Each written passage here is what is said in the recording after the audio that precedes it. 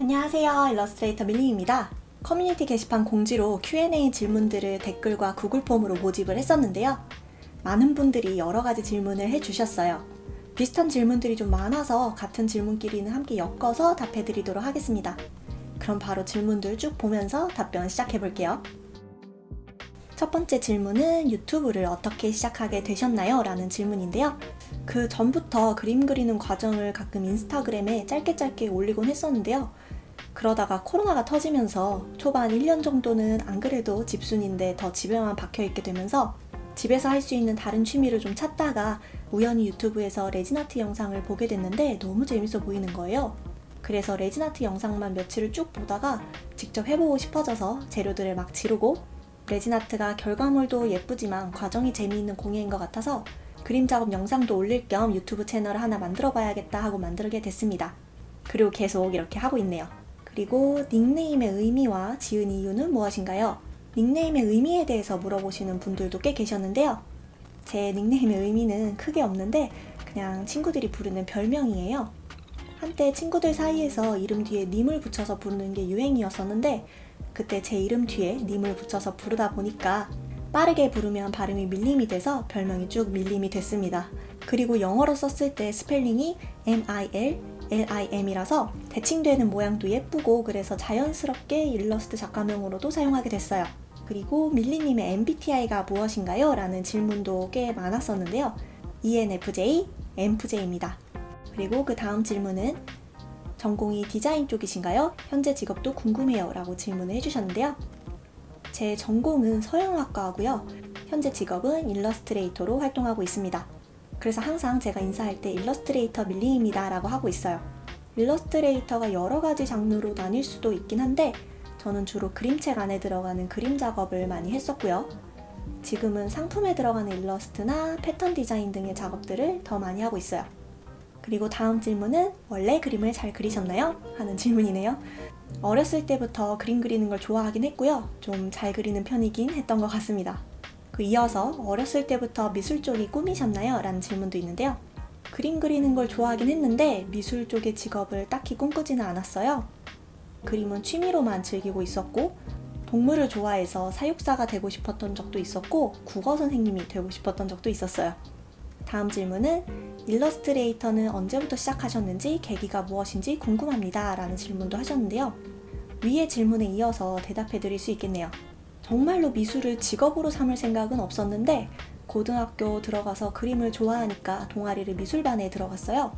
그때까지만 해도 딱히 미술학원을 다닌 적도 없었고 그냥 취미로만 그리다가 미술반에 들어가서 그림을 더 가까이 접하게 되면서 1학년 2학기 때부터 입시미술학원에 다니기 시작했는데요. 그때 학원 강사 선생님이 제가 나온 대학의 같은 과 선배셨는데 그림을 잘 그리는 게 너무 멋있어 보이는 거예요. 그래서 같은 대학이랑 학과를 꿈꾸게 돼서 강사 선생님과 같은 미대를 들어가게 됐었어요.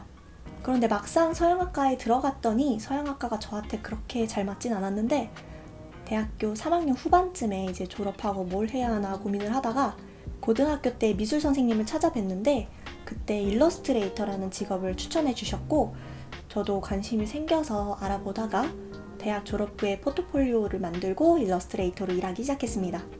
다음 질문은 밀리님의 일러스트 굿즈나 제품을 구매할 수 있는 곳이 있나요? 라는 질문인데요. 제 일러스트 굿즈는 올뉴프레임이라는 사이트에서 인테리어 액자랑 노트북 파우치나 폰 케이스, 떡 메모지 등을 예쁘게 만들어주셔서 거기서 많이 판매되고 있고요. 10x10이나 1300K 같은 곳에서도 한글로 밀림이나 영어로 밀림을 검색하시면 굿즈들이 나올 거예요. 근데 한글이랑 영어로 검색했을 때 각각 다른 굿즈들이 나오더라고요. 다음 질문은 신박한 아이디어들은 어떻게 짜시나요? 작품들에 대한 영감은 어디서 받으시나요? 이런 아이디어를 어떻게 짜는지에 대한 질문도 정말 많이들 해주셨는데요. 저는 일단 평소에 뭐든지 많이 보는 편이에요. 특히 영화를 많이 보고요. 인테리어 사진 보는 것도 좋아해서 인테리어 사진도 많이 봐요. 그리고 게임을 좋아하는데 직접 다 하기는 힘드니까 게임 유튜브 영상도 많이 보고요. 이런 다양한 장르의 컨텐츠를 많이 보면서 거기에서 영감을 많이 얻고 있어요. 특히 색감이나 어떤 대사의 의미라든지 그런 요소 하나에 딱 꽂히면 거기서 생각을 계속 연상시켜서 작품으로 옮기는 편입니다. 다음 질문은 그림 그릴 때 사용하시는 장비가 궁금해요 라고 하셨는데요. 예전에는 직접 수작업으로 아크릴 물감이랑 색연필들을 위주로 작업했었는데요. 이제 그림도 디지털 시대가 되면서 저는 아이패드에 프로크리에이트라는 드로잉 앱을 사용하고 있고요. PC로는 포토샵도 함께 사용하고 있습니다. 그리고 다른 취미가 있으신가요? 라는 질문도 꽤 있었는데요. 저는 취미가 좀 많은 편이에요. 아까 말씀드렸듯이 영화나 드라마 보기, 게임하기, 만화책 보기, 그리고 전에는 미싱으로 소품 만드는 것도 했었고요. 맛집이나 맛있는 디저트를 파는 카페 탐방하는 것도 좋아하고요. 소품샵 같은 데 구경하러도 종종 다니고요. 그리고 또 요즘에는 유튜브 채널 운영도 본업에 가까워지고는 있지만 취미생활 중에 하나입니다. 그리고 다음 질문은 어떻게 목소리가 좋으세요? 라고 질문을 해주셨는데 쑥스러운 질문이네요. 일단 감사합니다. 저는 제 목소리가 좋다고 생각해 본 적이 없어서 처음 유튜브 영상을 찍고 나서 제 목소리를 들었을 때 되게 소름 돋았거든요. 너무 다른 사람 목소리 같아서. 제가 느끼기로는 더 중저음의 목소리인데 녹음된 걸 들으니까 너무 얇은 거예요. 그래서 녹음된 제 목소리에 적응하기까지가 꽤 걸렸어요. 지금은 그냥 다른 사람 목소리인 것처럼 들으면서 편집하고 있습니다. 그리고 다음 질문은 얼굴 공개 계획 있으신가요? 라고 하셨는데 유튜브 영상으로는 없습니다. 부끄러워서 못 찍어요. 제가 전시 행사 같은 데 참여할 때 오시면 보실 수 있으세요. 그리고 인스타 가셔도 보실 수는 있어요. 그리고 다꾸 하시나요? 하신다면 보고 싶어요 라고 다꾸를 하냐는 질문이 꽤 많았어요. 다꾸는 딱히 안 하고 있습니다. 스케줄러를 쓰긴 하는데 정말 그냥 일정만 적어두는 용도로 사용하고 있어요. 그리고 레진아트를 어떻게 접하게 되셨나요? 라는 질문이 있었는데요. 아까 유튜브를 시작하게 된 계기와 똑같아요. 코로나가 터지면서 더 집에만 박혀있게 돼서 집에서 할 취미를 찾다가 유튜브 영상으로 우연히 접하게 됐어요.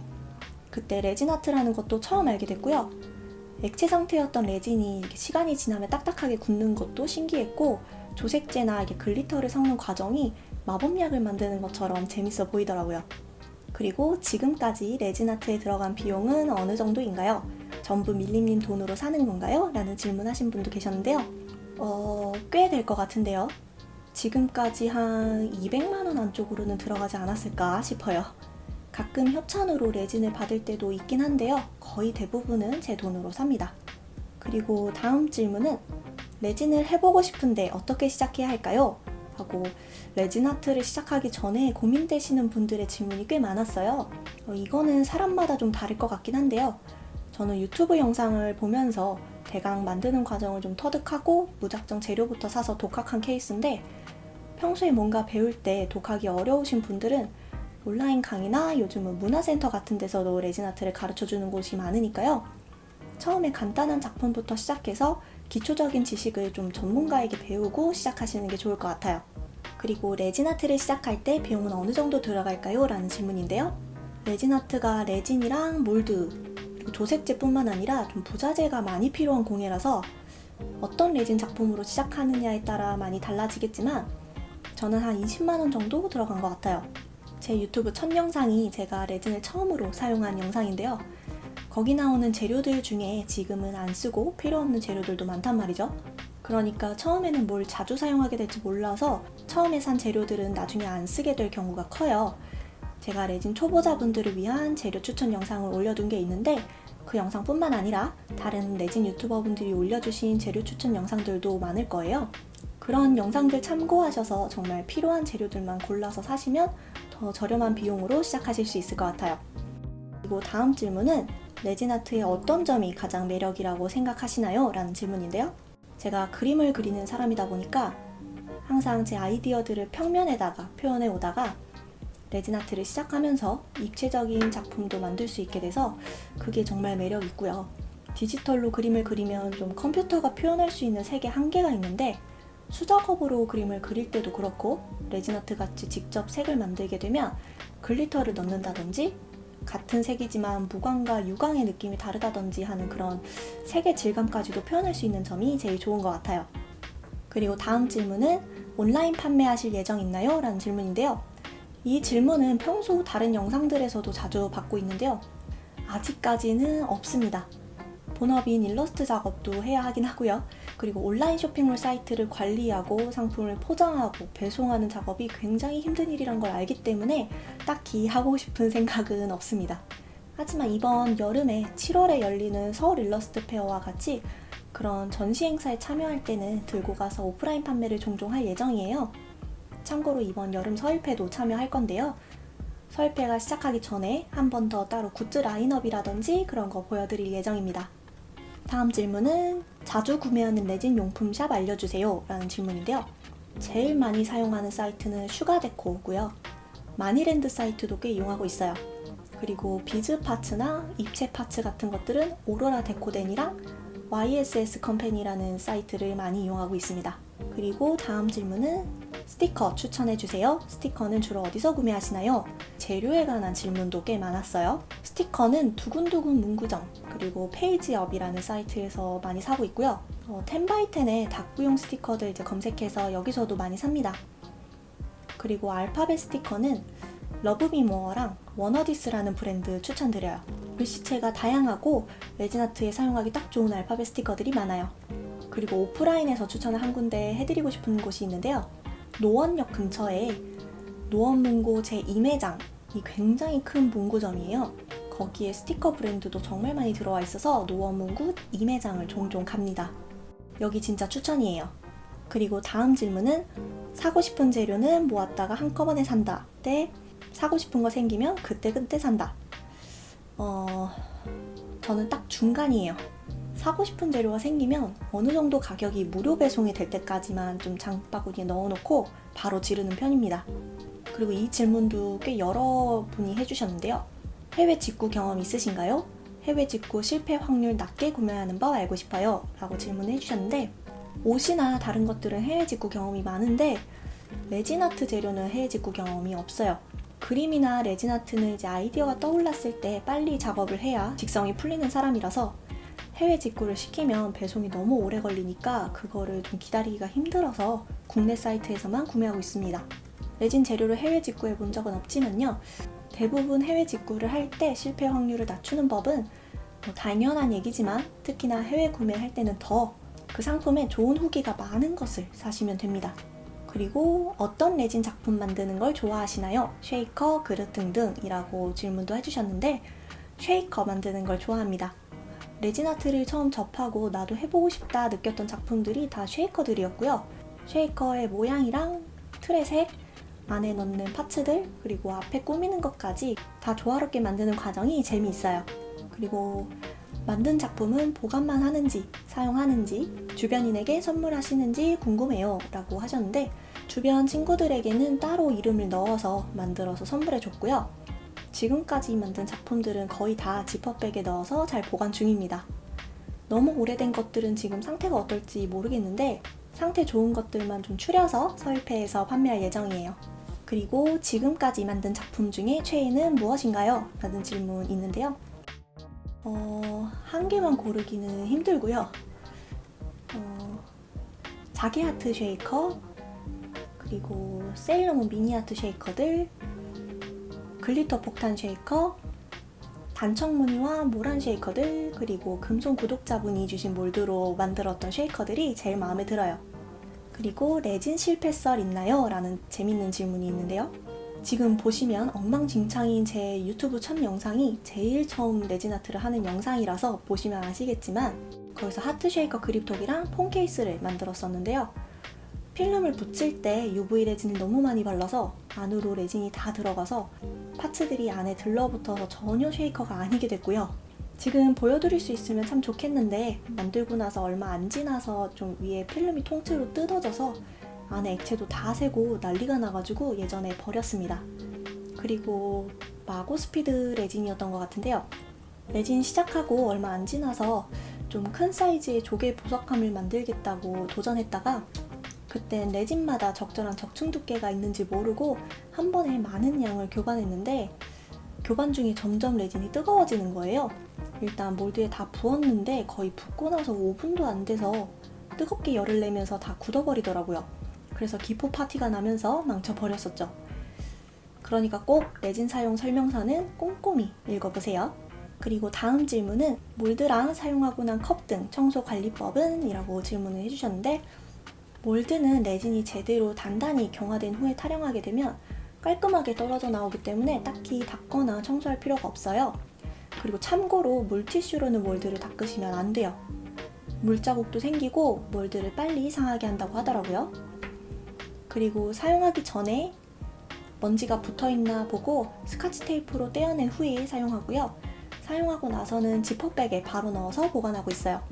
레진을 교반하고 난 컵 같은 재료들은 일단 막대기 같은 건 물티슈로 한번 쓱 닦아서 넣어놓고요.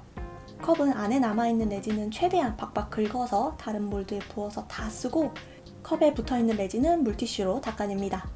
그리고 다음 질문은 기포 없이 만드는 팁이 있다면 알려주세요 라고 하셨는데, 우선 교반할 때 천천히 교반하고요.